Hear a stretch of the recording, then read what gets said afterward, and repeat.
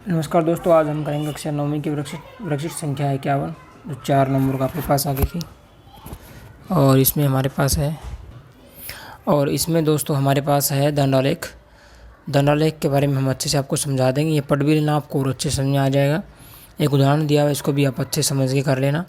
और जो स्वयं प्रयास कीजिए में क्वेश्चन नंबर 1 है, 2 हम आपको करवा देते हैं। क्वेश्चन नंबर 1 में हम आपको बिल्कुल दंडालेख के बारे में सब कुछ बताएंगे। तो चलिए कोई पेन पे आपको क्वेश्चन नंबर फर्स्ट करवाते हैं। तो दोस्तों लेफ्ट साइड में क्वेश्चन नंबर पहला है। पहले क्वेश्चन को पढ़ लेते हैं एक बार। एक राज्य की विधानसभा के चुनाव में विभिन्न राजनीतिक पार्टियों द्वारा जीती गई सीटों की परिणाम नीचे दिए गए हैं। राजनीतिक पार्टी देखिए ABCDEF राजनीतिक पार्टियों के नाम हैं। जीती गई सीटें हैं A द्वारा 75 है, B द्वारा 55 है, C द्वारा 37 है और D द्वारा 29 है, E द्वारा 10 है, F द्वारा 37 है। मतदान के परिणामों को निरूपित करने वाला एक दंड आलेख खींचिए और कक्षा में चर्चा कीजिए कि आप इस आलेख से कौन कौन से निष्कर्ष निकाल सकते हैं। तो इसका हमें दंडालेख याद करना है। दंडालेख में पहला स्टेप होता है दोस्तों कि आप एक ऊर्ध्वाधर रेखा खींचिए, ठीक है, और एक आप इसके बिल्कुल 90 डिग्री एंगल पे एक रेखा और खींच लीजिए आप। ये आपको वैसे ग्राफ पेपर बनाना है, मैं आपको कॉपी पेन पे करवा रहा हूँ, मेरे पास ग्राफ पेपर अभी है नहीं, ठीक है। तो बहुत ही अच्छे समझना, बहुत ही इंपॉर्टेंट क्वेश्चन है, पेपर में पक्का आता है, ठीक है। यहाँ पे दोनों ये तो आपका होता है एक्स अक्ष, ये होता है वाई, ठीक है। ये दोनों 0 0 होते हैं, यहाँ पे 0 होगी यहाँ पे, ठीक है। आपको बराबर निशान लेने होते हैं। यहाँ पे मैं स्केल से ले रहा हूँ। देखिए यहाँ पे जीती गई सीटों को ध्यान से देखिए। 75, 55, 37, 29, 10, 37, यानी हम 10-10 का लेंगे तो ये इसमें आ जाएंगे, ठीक है। या 5-5 का ले लो, 5-5 का लोगे तो ये आपके बन जाएंगे। मतलब ये पता करना, 5-5 के लोगे तो ये बन जाएंगे 1 2 3, ज़्यादा बन जाएंगे। तो यहाँ से आप 10 का ले लो, 10 का लोगे तो ये 10, 20, 30, 40, 50, 60, 70, 80, ठीक है। तो सबसे बड़ा अंक 75 है, तो इतना मतलब आपके लिए काफ़ी है। ये बराबर निशान लेते मैंने 1 सेंटीमीटर के लिए है। अब रख दो यहाँ पे कितना 10, ये 20 है, ये 30 है, 40, 50, 60, 70 और ये 80।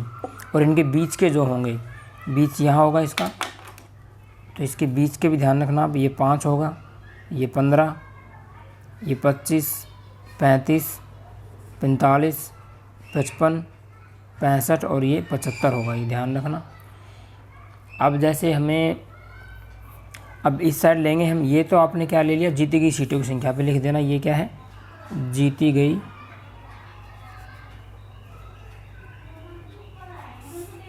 सीटों की संख्या है। और इस साइड क्या है, राजनीतिक पार्टी लिखना पड़ेगा आपको। इस साइड क्या है, राजनीतिक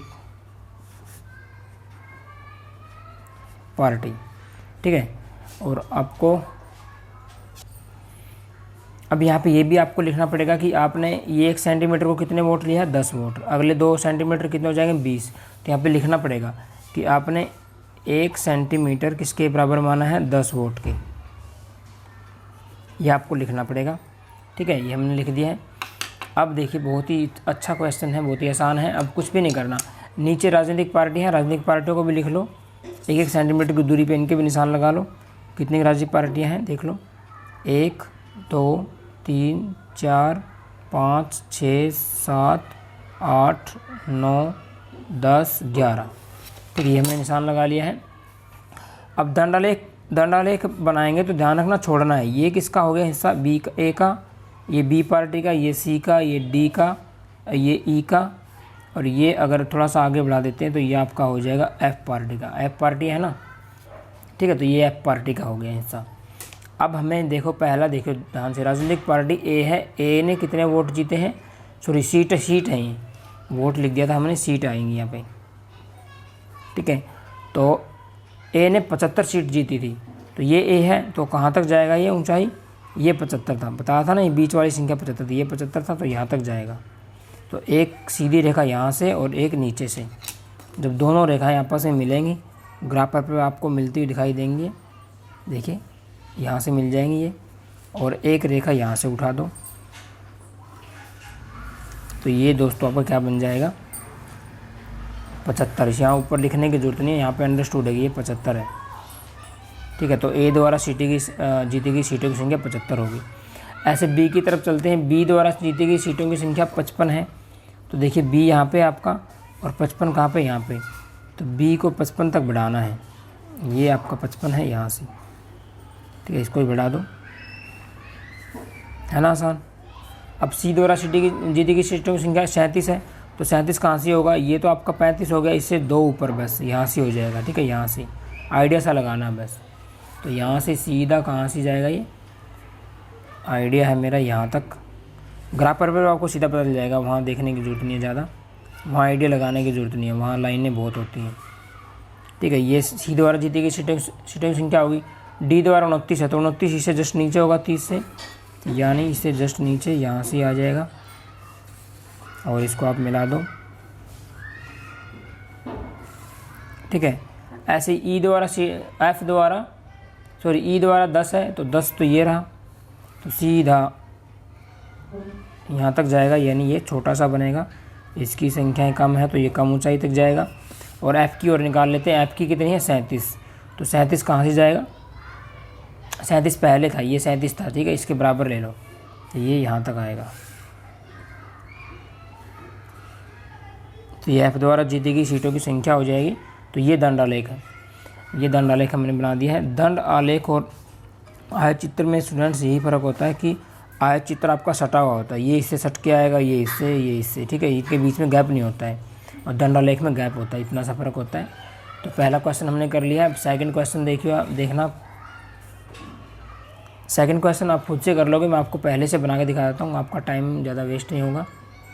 एक बार सेकंड क्वेश्चन को पढ़ लेते हैं।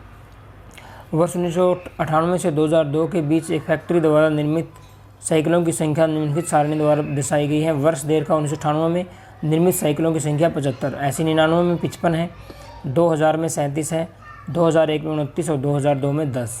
इसका दंडालेख बनाना आपको, ठीक है। और इसमें आपको बताना है कि किस वर्ष अधिकतम और किस वर्ष न्यूनतम संख्या में साइकिल निर्मित की गई, ठीक है। तो जिसका दंडालेख ऊपर जाएगा वो साइकिल उस वर्ष में अधिकतम बनी है, जिसका दंडालेख नीचे आएगा उसमें कम बनी है। तो दंडालेख से आपको समझा देते हैं, वैसे तो यहाँ से पे आपको पता चल जाएगा।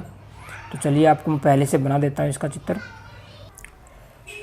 तो देखिए फ्रेंड्स, मैंने आपकी हेल्प के लिए ये यहाँ पे आपके दंडालेख बना लिया है। ये इस साइड मैंने क्या लिया है, वर्ष लिए है, तो यहाँ पे लिख देता हूँ मैं वर्ष, ठीक है। और इस साइड ली है मैंने साइकिलों की संख्या, तो यहाँ पे लिखना पड़ेगा साइकिलों की संख्या। इस साइड में साइकिलों की संख्या है। और आपने क्या माना है, 1 सेंटीमीटर को क्या माना आपने, 1 सेंटीमीटर जो आपका किसके इक्वल है, 10 साइकिल की संख्या के इक्वल है, ठीक है। ये आपको लिखना पड़ेगा, ठीक है। 1 सेंटीमीटर 10 साइकिल के इक्वल है, ये आपका पैमाना था। यहाँ 2 सेंटीमीटर हो जाता है यहाँ तक, तो यहाँ कितनी साइकिल होगी आपकी, 20। और बीच से मैंने ले लिया ऑरेंज कलर से, 15 है, 25, 35 ये यूज आएंगे आपके, ठीक है। ये मैंने ले लिया 1998, 99, 2000, 2001, 2002 वर्ष ले लिए हैं इनके, ये दंडालेख है। देखिए मैंने क्या किया, जैसे पहला वर्ष उठाओ लेफ्ट साइड से, 1998 है, 98 में निर्मित साइकिलों की संख्या कितनी है, 75। तो इस साइड देख लो 75 कहाँ पे, यहाँ पे है, मैंने आपके लिए डॉट डॉट लगा लिया। तो 75 को यहाँ तक लाओ, सीधी रेखा इसके समांतर, ठीक है। फिर यहाँ से रेखा उठा दो और इसको मिला दो, और ये ऐसा एक आप आयत बना दो नीचे में मिलाते हुए। ऐसे 1999 में करना, 99 में कितने 55 है, तो यहाँ देखिए 55 यहाँ पे है, इसके बिल्कुल सीध में यहाँ तक इसको बढ़ाना है 1999 वाले बॉक्स को। ऐसे 2000, 2001, 2002 को करना है। तो ये आप आसानी से कर लोगे। अब इसमें 2 क्वेश्चन इसने थे कि अधिकतम साइकिल किस वर्ष में निर्मित हुई थी। तो जिसका सबसे ज़्यादा बड़ा ये होगा ना दंडालेख, उसकी होगी। तो बड़ा सबसे बड़ा इसका है, और कितनी निर्मित हुई थी, 75 वर्ष पूछा है। तो वर्ष कौन सा, 1998 में सबसे ज़्यादा साइकिल निर्मित हुई थी। न्यूनतम किस में, सबसे छोटा ग्राफ इसका है, न्यूनतम 2002 में आ जाएगी। संख्या पूछता तो संख्या भी लिख सकते थे हम, तो ये आपके आंसर हो जाएंगे। तो आज की वीडियो में इतना ही। अगर वीडियो अच्छी लगी तो वीडियो को लाइक करें और दोस्तों को शेयर करें। Thanks for watching, bye friends. जल्दी आपके लिए नई वीडियो उपलब्ध करवाएंगे।